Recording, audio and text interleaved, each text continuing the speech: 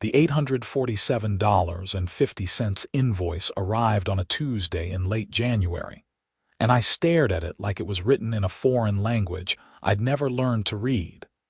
I'm Jason Vanderbilt, and I've lived at 4782 Oakmont Drive in Madison, Wisconsin for 3 years now. My house sits on a quiet street lined with mature oak trees, and I've always loved the peace and independence of my property. When I bought the place back in 2023, one of the selling points was that there was no HOA breathing down my neck about what color I could paint my shutters or how tall my grass could grow. I'd heard enough horror stories from friends trapped in HOA nightmares to know I wanted no part of that life.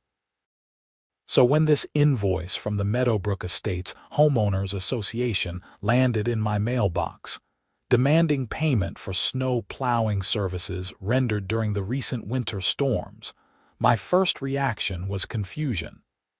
My second reaction was anger. The letter was printed on official-looking letterhead, complete with a logo featuring a stylized house and tree. It was signed by someone named Brenda Patterson, who identified herself as the HOA president.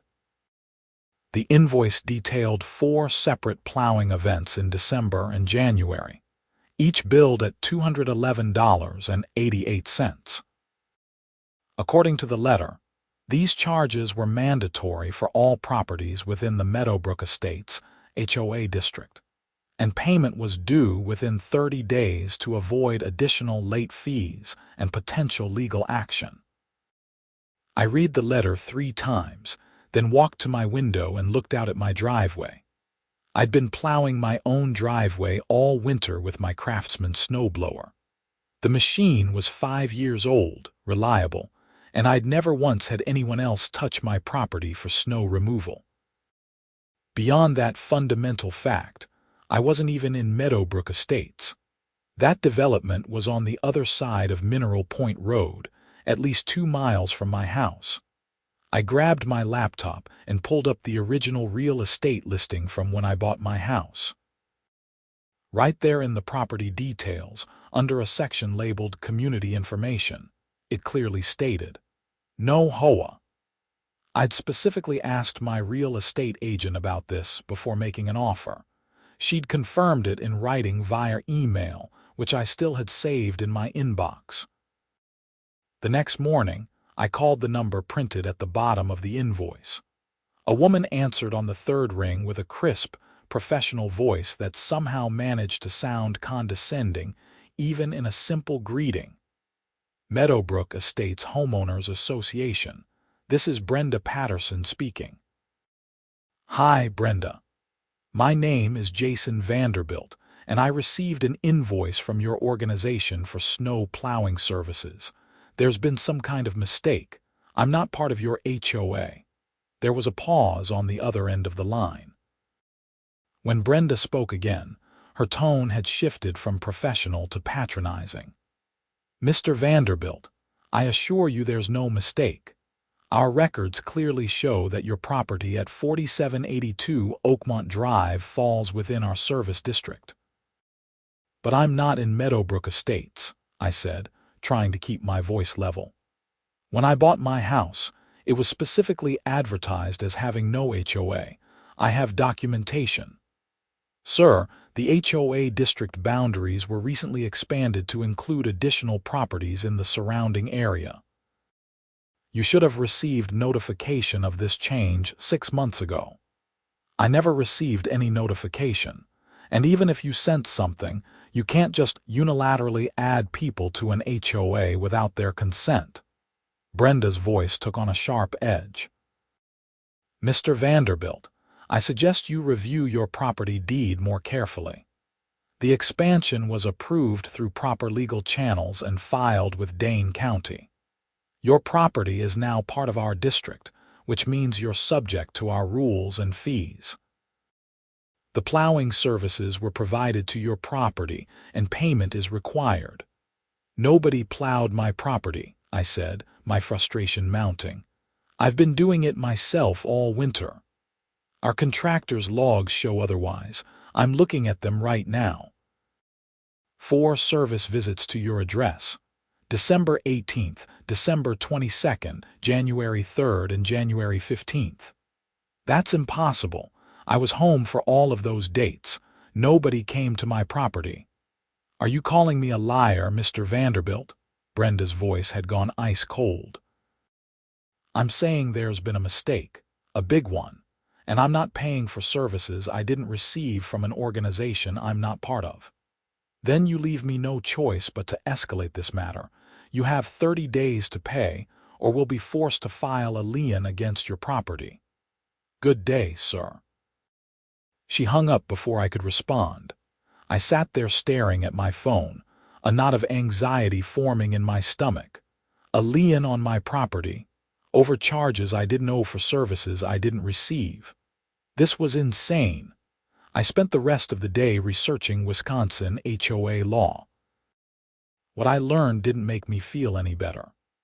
While HOAs couldn't just arbitrarily add properties without following specific legal procedures, if they had somehow managed to file documents with the county claiming my property was in their district, fighting it could be complicated and expensive. That evening I called my real estate agent, Michelle Torres. She'd been great throughout the buying process, and I hoped she might have some insight. Jason, hi, how are you? How's the house treating you? Actually, that's why I'm calling. I've got a strange situation. I explained the invoice and my conversation with Brenda Patterson.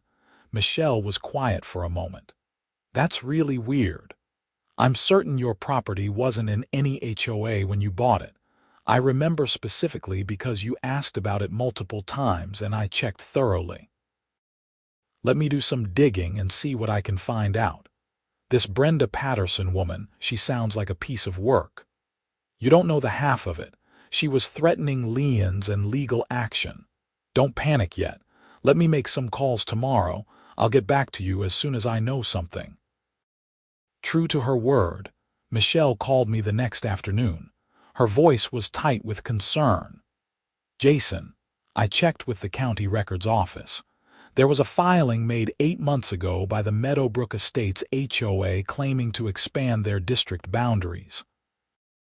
The document lists about 30 properties, including yours. But here's the thing, and this is important. I pulled the original plat maps and deed restrictions for your neighborhood. Your property was never part of any HOA covenant. It's in a completely different subdivision called Oakmont Hills, which was developed in 1987 with no HOA structure. So they can't just add me to their HOA. Not legally, no. But the fact that they filed paperwork with the county means this could get messy. You might need to talk to a lawyer. I thanked Michelle and spent the evening feeling my stress levels climb. I didn't have money to throw at lawyers for something that should be straightforward, but I also couldn't just ignore an organization threatening to put a lien on my house. The following Monday, I took the morning off work and drove to the Dane County Register of Deeds office. The clerk, a patient older man named Frank, helped me pull up all the documents related to my property. We found the HOA's expansion filing. It was a thick document, full of legal language and maps that showed the new district boundaries extending far beyond the original Meadowbrook Estates development. This is interesting, Frank said, adjusting his glasses as he studied the map. These boundary lines are pretty aggressive. They're claiming jurisdiction over properties that were never part of their original development. Can they do that? Frank shook his head slowly. Well, they can file whatever they want, but whether it's legally valid is another matter. You'd need a judge to make that determination. Have you talked to a real estate attorney? I hadn't, but it was becoming clear I needed to. Frank gave me a copy of all the documents, and I left the county building feeling overwhelmed. That afternoon, I called 3 different law offices. The first 2 quoted fees that made my eyes water. The third, a small practice run by a guy named Robert Chen, agreed to meet with me for a consultation. Robert's office was in a modest building near the Capitol Square. He was younger than I expected, probably in his mid-30s, with an easy manner that immediately put me at ease. I spread out all my documents on his conference table and walked him through the situation. He listened carefully, taking notes, occasionally asking clarifying questions. When I finished, he sat back and tapped his pen against his notepad. Okay, so here's my initial assessment. What this HOA is trying to do is almost certainly illegal. You can't just expand HOA boundaries to include properties that were never subject to HOA covenants in the first place. Those restrictions run with the land from the time the subdivision is created. Your property is in Oakmont Hills, which has no HOA. Meadowbrook Estates is a completely separate development. So I'm right, I'm not in their HOA, based on what you've shown me. Absolutely not. The problem is that they've filed documents claiming otherwise, and those documents are now in the public record. To clear this up properly, we'll likely need to file a declaratory judgment action, asking a court to rule that your property is not subject to their HOA. How much is that going to cost? Robert considered. I can be straight with you. If this goes to trial, you're looking at $10,000 to $15,000 in legal fees, maybe more. But I don't think it will go to trial. This is such a clear-cut case that once we file and present the evidence, they'll likely back down. I'd estimate between $3,000 and $5,000 to get this resolved. I felt sick. That was a huge amount of money for something that should never have been an issue in the first place. Robert must have seen my expression. Look, I know it's not cheap, but if you don't fight this, they could actually succeed in placing a lien on your property. That would tank your credit and make it impossible to sell or refinance. Plus, if they're claiming you're in their HOA, they can start hitting you with all kinds of other fees and rules. You need to shut this down now. I left Robert's office with a retainer agreement to review and a head full of worries. That evening, I sat in my living room, looking at my bank account balance and trying to figure out how to afford this legal battle I never asked for. Before I could make a decision, things got worse. On Wednesday, I came home from work to find a bright orange sticker plastered on my front door. It was a notice from the Meadowbrook Estates HOA, informing me that I was in violation of community standards. The notice listed 3 violations: an improperly stored garbage can my trash bin was in my garage, an unauthorized paint color on my front door, it had been the same dark green since before I bought the house, and failure to maintain proper lawn care standards. There was snow on the ground, so I wasn't sure how they were judging my lawn care. Each violation came with a $50 fine. The notice stated that I had 7 days to correct the violations and pay the fines, or additional penalties would be assessed. I ripped the sticker off my door and called Robert Chen immediately. "They're escalating," Robert said when I told him about the notice. "This is actually good for us in a way. It shows a pattern of harassment and overreach. Keep that notice. Document everything they do from this point forward. But what do I do about the fines?" "Nothing. Don't pay them. You're not in their HOA, so they have no authority to fine you. But this aggressive behavior tells me they're not going to back down easily. We need to file that declaratory judgment action sooner rather than later." I made the decision right then. I couldn't afford not to fight this. Let's do it. "What do you need from me?" Over the next week, I worked closely with Robert to prepare our case. He requested documents from the county, pulled the original subdivision plats for both Meadowbrook Estates and Oakmont Hills, and drafted a comprehensive complaint asking the court to declare that my property was not subject to the Meadowbrook Estates HOA. The evidence was overwhelmingly in my favor. The Oakmont Hills subdivision had been platted and recorded in 1987 with no HOA provisions. Meadowbrook Estates hadn't even existed until 2004, and it was a completely separate development on the other side of Mineral Point Road. There was no legal mechanism by which they could have extended their boundaries to include my property. Robert filed the lawsuit on a Friday afternoon. I felt a mixture of relief and anxiety. At least now I was fighting back, but I also knew this was going to be a long, stressful process. Brenda Patterson did not take the lawsuit well. The following Tuesday, she showed up at my house. I was working from home that day when my doorbell rang. I opened it to find a woman in her late 40s with a severe blonde bob haircut and a navy blue power suit. Her expression radiated indignation. "Jason Vanderbilt, I'm Brenda Patterson. We need to talk." "About what?" "About this ridiculous lawsuit you filed against our HOA. Do you have any idea how much damage you're doing to our community?" "Your community doesn't include me. That's the whole point." Brenda's face flushed red. "I have filed documents showing otherwise. You are legally part of Meadowbrook Estates, whether you want to admit it or not. Filing documents doesn't make them true. My property has never been part of your HOA, and it never will be."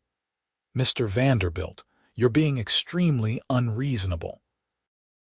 All we're asking is that you pay your fair share for services that benefit everyone in the area.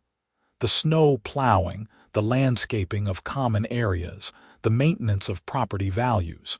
These things don't happen for free. I don't use your services. I plow my own driveway.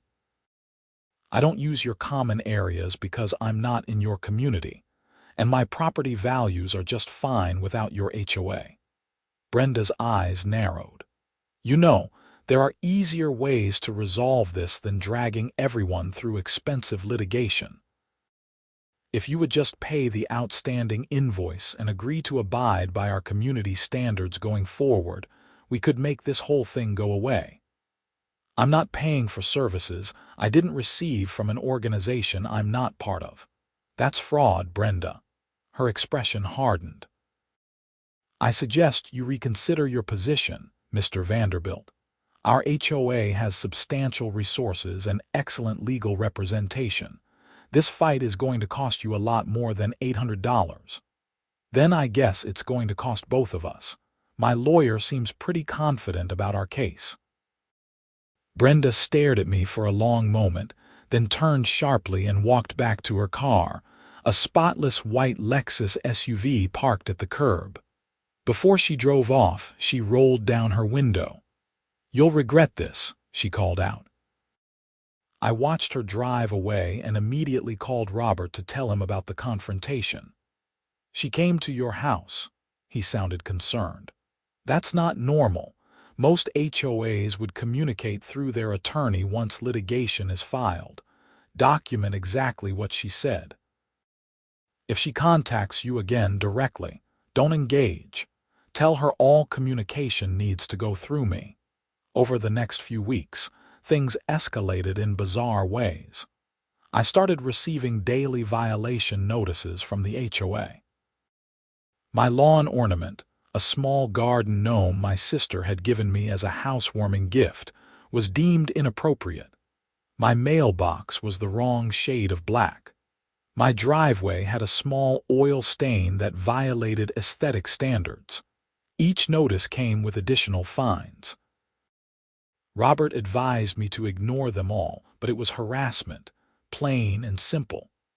I couldn't check my mail without finding another orange sticker on my door. I started photographing each one and sending them to Robert for our case file. Then they started coming after my neighbors. I didn't realize it at first, but the HOA's expansion filing hadn't just included my property. It had listed about 30 houses in my neighborhood, most of them along Oakmont Drive and the surrounding streets.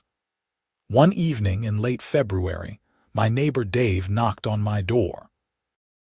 Dave lived 3 houses down, a retired teacher who'd been in the neighborhood for 15 years. "Jason, I got this crazy bill from some HOA," he said, holding up an invoice identical to the one I'd received. "They're saying I owe them for snow plowing. Do you know anything about this?" I invited Dave in and explained the whole situation. His face grew more concerned as I talked. "This is insane," he said when I finished. "I've lived here for 15 years. There's never been an HOA. Now they're saying I owe them almost $1,000. Have you gotten any violation notices?" "No, just this invoice. But if what you're saying is true, they're going to come after me next, aren't they?" I gave Dave my lawyer's contact information. Over the next few days, 3 more neighbors reached out to me. They'd all received similar invoices. Some had also started getting violation notices. The entire neighborhood was under attack from an HOA that had no legal authority over any of us. Robert saw an opportunity. He reached out to my neighbors and offered to represent all of us in a class action lawsuit. 10 households eventually joined, and we filed an amended complaint that significantly strengthened our position. The HOA's response, when it finally came in mid-March, was even more audacious than I expected. Their lawyer, a firm out of Milwaukee called Stratton and Associates, filed a motion to dismiss our lawsuit. They argued that the HOA had properly expanded its boundaries following all required procedures, that we had all been given proper notice, and that the court lacked jurisdiction to interfere with the HOA's internal governance. Their motion included affidavits from Brenda Patterson and the HOA's board members, all swearing under oath that notification letters had been sent to every affected property owner 6 months before the expansion took effect. They included a copy of the supposed notification letter and a mailing log showing dates and addresses. I had never received any such letter. Neither had any of my neighbors. Robert scheduled a conference call with all of us to discuss the HOA's response. "So here's the interesting thing," Robert said. "They claim they mailed notices to everyone, but none of you received them. That's suspicious on its own. But more importantly, even if they had sent notices, that doesn't give them the legal authority to add your properties to their HOA. You never signed any covenants or agreements. Your properties were never part of their development. This expansion filing is essentially a legal fiction." "So what's our next move?"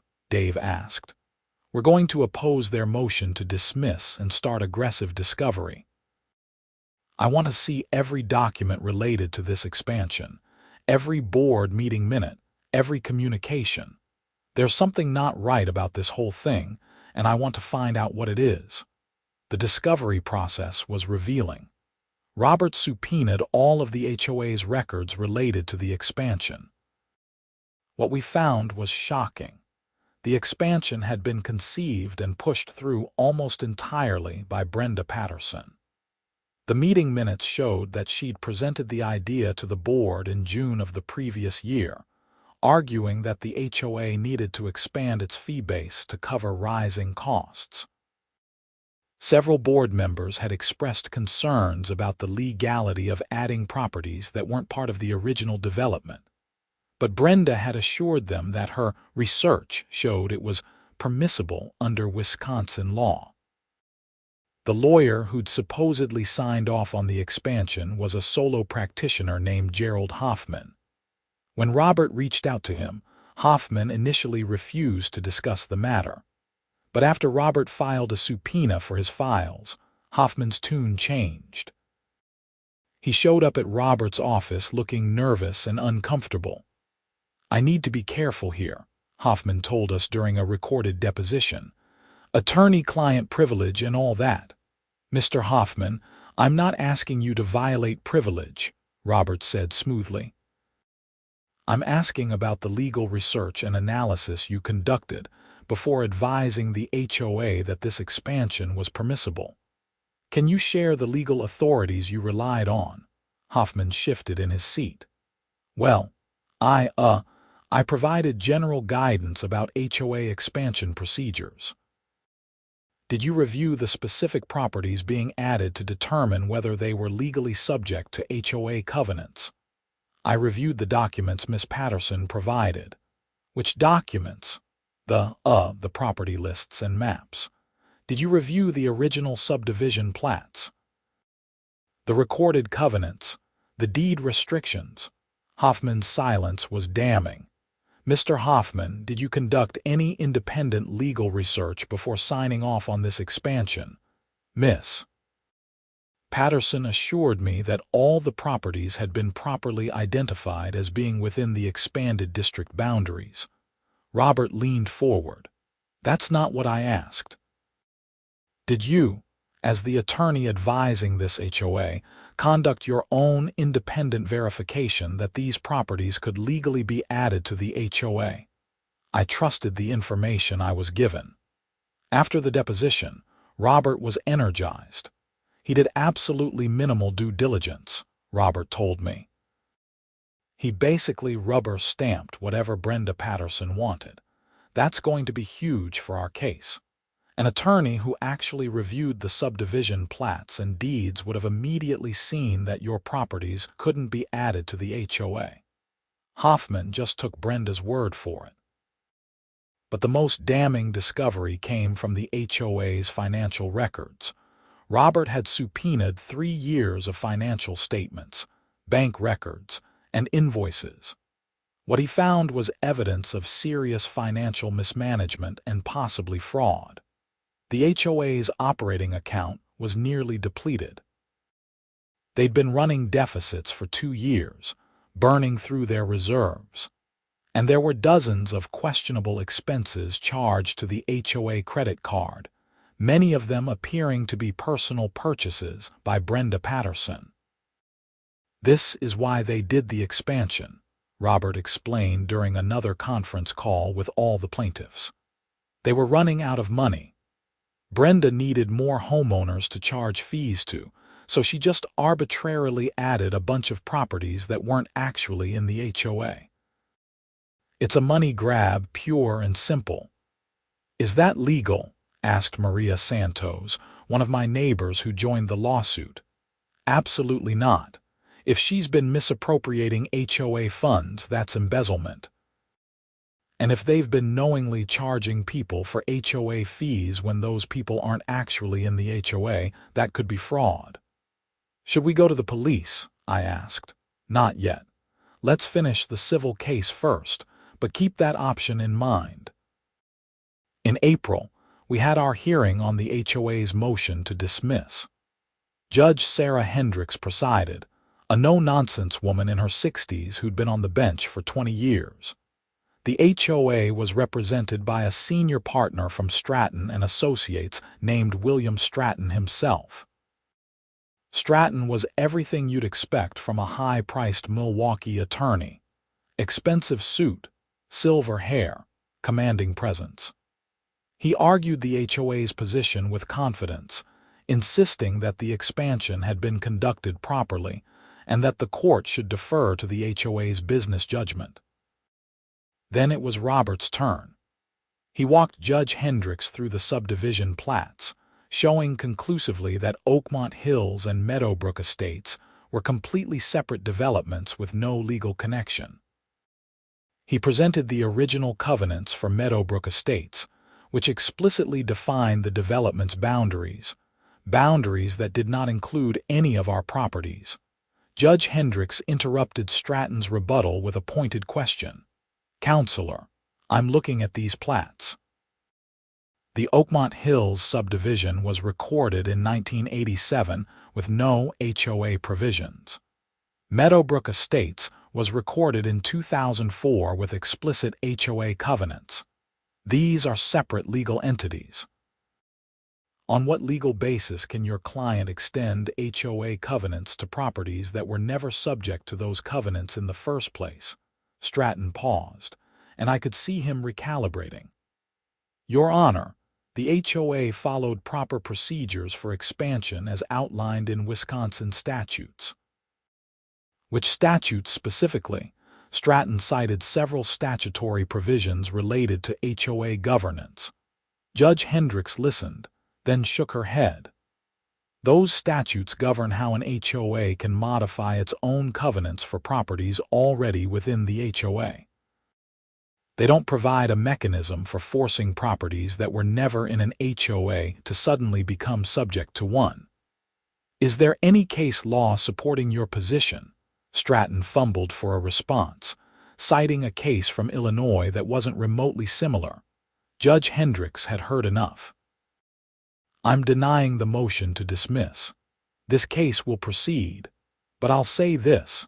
Based on the evidence I've seen so far, the plaintiffs have a very strong case.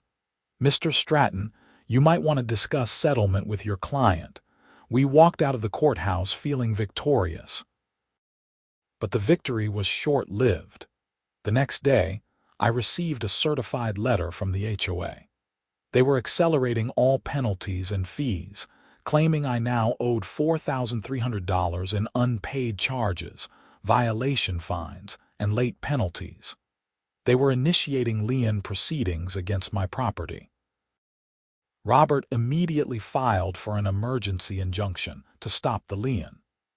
Judge Hendricks granted it within 48 hours, issuing a scathing order that prevented the HOA from taking any collection actions against any of the plaintiffs until the case was resolved. That should have been the end of it, but Brenda Patterson wasn't done. In early May, I came home to find a construction crew in my front yard. 2 guys in orange vests were digging up my lawn near the street. I jumped out of my car and ran over. "What are you doing? This is my property." One of the workers, a younger guy with a confused expression, held up a work order. "We're from Madison Utility Services. We got a call from the HOA that there's a gas leak that needs to be investigated." "There's no gas leak. Who authorized this?" Lady named Brenda Patterson.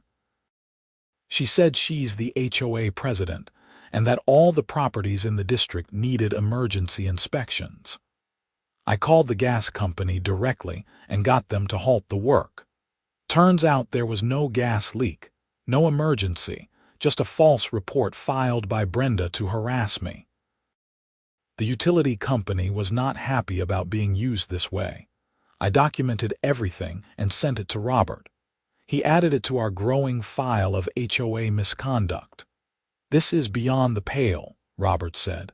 "She's filing false reports with utility companies now. That could be a criminal offense." But it kept getting worse. Over the next 2 weeks, I received a notice from the city saying I'd been reported for having an unlicensed business operating from my home, false. A visit from Animal Control responding to a complaint about a vicious dog. I don't have a dog. A citation from the police for a noise complaint filed at 2 in the morning on a night when I'd been asleep, and my house had been completely quiet. Every single report traced back to Brenda Patterson or other members of the HOA board. They were weaponizing every municipal system they could think of to make my life miserable. My neighbors were experiencing similar harassment. Dave had city inspectors show up claiming his house had code violations.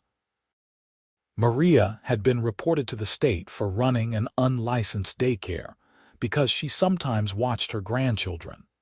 Robert filed a motion for sanctions against the HOA and its board members, detailing the pattern of harassment and abuse. He also reached out to the Madison Police Department to file a formal complaint about the false reports. The detective assigned to look into it was a woman named Linda Morrison. She came to my house on a Thursday evening in late May and listened carefully as I walked her through everything that had happened. "This is a mess," Detective Morrison said, reviewing the timeline I'd created. "You're talking about false police reports, utility company fraud, harassment. How much of this can you prove?" I showed her everything.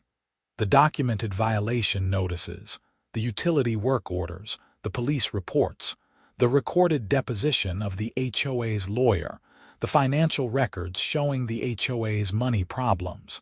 Detective Morrison was quiet for a long moment. "I'm going to need to talk to some people. Don't be surprised if this expands beyond just a civil lawsuit." 2 weeks later, on June 7th, I was sitting in my living room when my phone rang. It was Robert, and his voice was electric with excitement. "Jason, you need to turn on the news. Channel 3. Right now." I grabbed my remote and switched on the TV. The local evening news was showing footage of police officers escorting Brenda Patterson out of a house in handcuffs. The news anchor's voice narrated over the video. "Breaking news tonight. The president of Meadowbrook Estates Homeowners Association has been arrested on multiple charges including fraud, embezzlement, and filing false police reports. Brenda Patterson, age 49, allegedly orchestrated an illegal expansion of the HOA's boundaries to charge fees to residents who were not legally part of the association. Police say Patterson also embezzled more than $60,000 from the HOA's accounts over a 2-year period." I sat frozen, watching as the reporter detailed the investigation. Apparently, Detective Morrison had taken our evidence seriously. She'd worked with the DA's office and uncovered even more financial irregularities than Robert had found. Brenda had been using the HOA as her personal piggy bank, charging everything from luxury vacations to designer clothes to the association's credit cards. The illegal expansion had been a desperate attempt to bring in more money to cover the shortfalls before anyone noticed.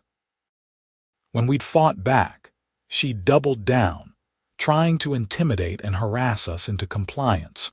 3 other HOA board members were also under investigation for their roles in the scheme, though they hadn't been arrested yet. The news reported that they were claiming ignorance, saying Brenda had controlled all the financial information and they'd trusted her. My phone started ringing off the hook. Dave called, then Maria, then several other neighbors. Everyone was watching the news in shock and relief. Robert called back an hour later. "The DA's office just contacted me. They're going to need statements from all of you as part of the criminal investigation. But here's the good news. Stratton and Associates just called. They want to settle the civil case immediately." "What kind of settlement?" "Complete dismissal of all claimed fees and penalties, removal of all properties from the HOA district, payment of all our attorney fees and costs, and a formal written apology from the HOA. They're also going to void that expansion filing with the county and restore the original district boundaries. That's everything we wanted. More than everything. They're desperate to distance themselves from Brenda and limit their liability. The HOA board is in full panic mode." We settled the case 2 weeks later. Every plaintiff received exactly what Robert had described. The HOA also agreed to send formal letters to all affected property owners explaining that the expansion had been illegal and that no one owed any money to the association. Brenda Patterson's criminal case moved forward through the summer. The evidence against her was overwhelming. In addition to the fraud and embezzlement charges, prosecutors added counts of harassment, filing false reports, and abuse of authority. Her lawyer tried to negotiate a plea deal, but the DA's office was determined to make an example of the case. The trial took place in September. I attended several days of testimony. Seeing Brenda in the courtroom was surreal. The commanding, aggressive woman who'd shown up at my door was gone, replaced by someone who looked smaller, defeated. Her defense was weak, essentially arguing that she'd made poor decisions while under stress and hadn't meant to harm anyone. The jury didn't buy it. They convicted her on all counts after just 3 hours of deliberation. At sentencing in October, Judge Hendricks, the same judge who'd presided over our civil case, gave a speech about the abuse of authority and the violation of public trust. Miss Patterson, you held a position of responsibility within your community. People trusted you to manage their collective resources and represent their interests. Instead, you stole from them, lied to them, and when confronted with your misconduct, you engaged in a campaign of harassment and intimidation against people who were simply trying to protect their property rights. This behavior cannot be tolerated. Brenda was sentenced to 4 years in prison and ordered to pay full restitution of all the money she'd embezzled, plus additional damages. 2 of the HOA board members who'd actively participated in the harassment campaign received probation and community service. The other board members, who'd been negligent but not actively complicit, faced no criminal charges but resigned from the HOA in disgrace. The Meadowbrook Estates HOA itself underwent a complete restructuring. The remaining homeowners who were actually part of the legitimate district held emergency elections and installed a completely new board. They hired a professional management company and implemented strict financial controls to prevent anything like Brenda's scheme from happening again. As for me, life gradually returned to normal. The harassment stopped. The violation notices ceased. I went back to plowing my own driveway, tending my own lawn, and living in my HOA-free home exactly as I'd intended when I bought the place. The whole experience had been exhausting and expensive, even with the settlement covering our attorney fees. But it had also been strangely educational. I'd learned a lot about property law, HOA governance, and the importance of standing up for your rights when someone tries to bully you into compliance. I'd also learned about the danger of giving any individual too much unchecked authority. Brenda Patterson had been able to run her scheme for as long as she did because no one was paying attention. The board members had trusted her, the HOA members had been passive, and the attorney had done minimal due diligence.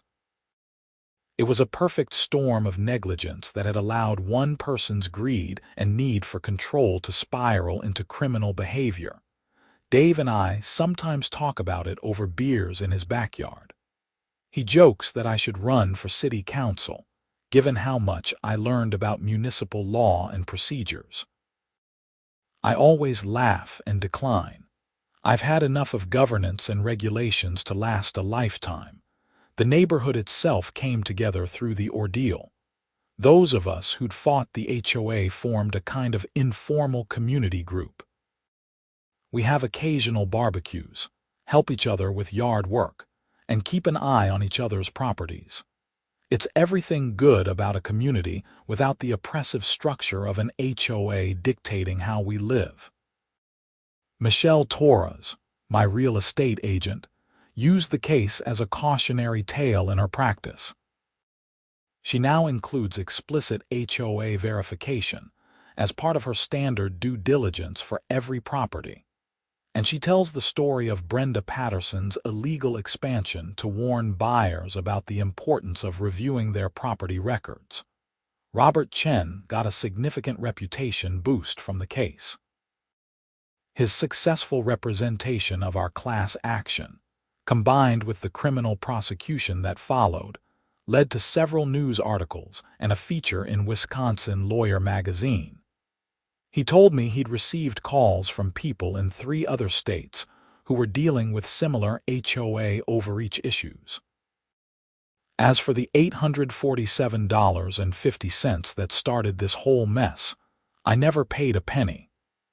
The invoice that had arrived on that Tuesday in January was completely voided as part of the settlement. Sometimes I still have the original letter somewhere in a file box in my basement, a reminder of how a simple piece of paper can spiral into months of legal battles, and eventually lead to someone going to prison. The snow plowing services that Brenda claimed had been provided to my property. Completely fictitious. The contractor's logs she'd cited during our first phone call were fabricated. The actual plowing company, Meadowbrook Estates, confirmed they'd never received work orders for any of the properties in the illegal expansion zone. It had all been made up to create justification for the fees. Looking back now, more than a year after that invoice first arrived, I'm grateful for a few things. I'm grateful I had the documentation proving my property wasn't in an HOA. I'm grateful I found Robert Chen, who was both competent and affordable. I'm grateful for my neighbors who stood with me instead of just paying the fees to make the problem go away. And I'm grateful for people like Detective Morrison and the DA's office who took our complaints seriously instead of dismissing it as just a civil dispute. Most of all, I'm grateful I fought back. It would have been easier to pay the $800. It would have been less stressful to just comply with the violation notices and hope the HOA left me alone eventually. But I knew I was right, and I knew that giving in to Brenda's illegal scheme would only encourage more of the same behavior. Standing up to bullies is hard. Standing up to bullies with official-sounding titles and letterhead is harder. Standing up to bullies who are willing to weaponize police reports and municipal systems against you is harder still. But sometimes it's necessary, not just for yourself, but for everyone else they might target next. The whole experience changed how I think about community governance and property rights. I used to not pay much attention to HOA issues, figuring they didn't affect me since I wasn't in one. Now, I understand how these organizations can be abused, how important proper oversight and accountability are, and how vulnerable people can be when someone in authority decides to act badly. I also developed a healthy skepticism of official-looking documents and demands. Just because something arrives on letterhead with legal language doesn't make it legitimate. Just because someone claims authority doesn't mean they actually have it.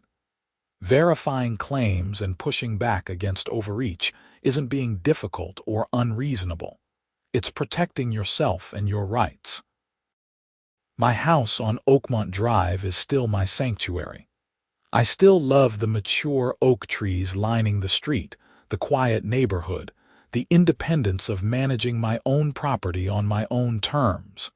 That hasn't changed.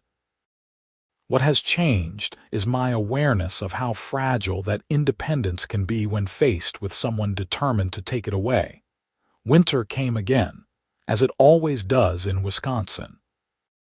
When the first big snow fell in December, I was out there with my Craftsman snowblower, clearing my driveway just like I always had. No one from any HOA came to plow my property. No invoices arrived in my mailbox. No orange violation stickers appeared on my door. Just me, my house, and the peaceful knowledge that some battles are worth fighting, no matter how exhausting they might be. The invoice that had seemed so confusing and outrageous when it first arrived had led to uncovering a significant fraud scheme and protecting not just my property rights, but those of 30 other families in my neighborhood. Sometimes I wonder what would have happened if I just paid that first invoice. Would Brenda have continued her scheme indefinitely? How many more people would she have victimized? How much more money would she have embezzled? There's no way to know for sure, but I like to think that standing up when I did prevented even more damage. The legal system worked the way it's supposed to work, eventually. It was slow and expensive and frustrating, but in the end, the truth came out and justice was served. Brenda Patterson was held accountable for her crimes. The illegal expansion was reversed.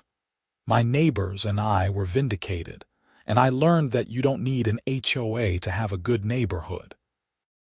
You just need good neighbors, people willing to look out for each other and stand together when threatened. The informal community we built through fighting this battle is stronger and more genuine than any HOA-mandated structure could ever be.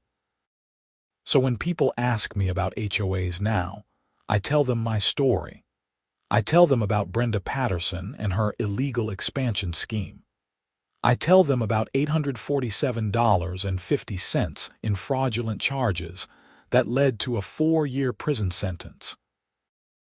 I tell them to read their property documents carefully, verify any claims made against them, and never be afraid to fight back when they know they're right. And I tell them that sometimes the best HOA is no HOA at all, just people choosing to be good neighbors without rules and regulations forcing them to comply. That's what I have on Oakmont Drive, and I wouldn't trade it for anything. The whole experience taught me that standing firm on principle matters, even when it costs you time, money, and peace of mind in the short term. Because the alternative, giving in to illegal demands and fraudulent schemes, costs everyone so much more in the long run. My $847 invoice became a catalyst for exposing a $60,000 embezzlement scheme and protecting dozens of families from ongoing fraud and harassment. That's worth fighting for. That's worth the stress and the legal fees and the months of uncertainty. And when I'm out in my driveway on a cold winter morning, clearing snow with my trusty old snowblower, I can do it with the satisfaction of knowing my property is truly mine, free from the interference of any HOA, legitimate or otherwise. Justice wasn't quick, but it was thorough.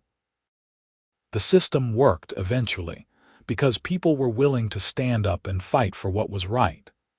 And now, every time I see that empty space on my front door where Brenda's orange violation stickers used to appear with frustrating regularity, I smile. I'm Jason Vanderbilt. I live at 4782 Oakmont Drive in Madison, Wisconsin, and my house is gloriously, permanently, legally free from any homeowner association. That's exactly how I want it, and now I have a court order, a settlement agreement, and a criminal conviction backing up that status. The invoice that started everything is long gone, voided and forgotten. But the lessons learned remain, and I share them with anyone who'll listen. Because somewhere out there, someone else might be getting a fraudulent HOA invoice, and they need to know that fighting back is possible, worthwhile, and sometimes absolutely necessary.